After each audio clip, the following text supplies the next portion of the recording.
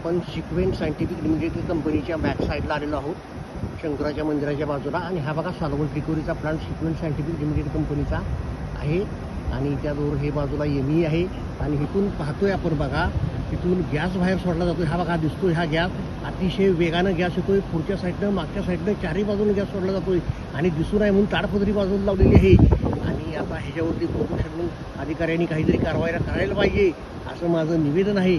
आणि आता हे प्रत्यक्ष पुरावा दिला असताना सुद्धा आणखी कसल्या पुराव्याची का बिरवाडीचा परिसर नपुसक होण्याची वाट बघतायत असं मला चिंता वाटू लागलेली आहे.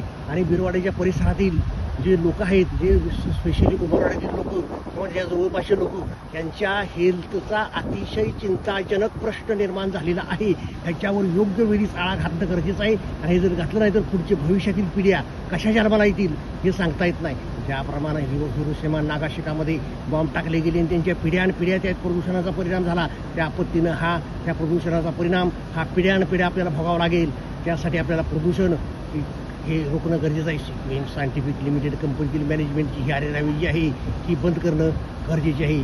आणि त्यासाठी मी MPCBला निवेदन करतो की आपण आणि मीडियावाले आणि समाजसेवकांना पुढे यावं आणि हा प्रदूषण थांबवून आपल्या बिरवाडीतील परिसरातल्या लोकांना सुखी करावं असं मी निवेदन करतो.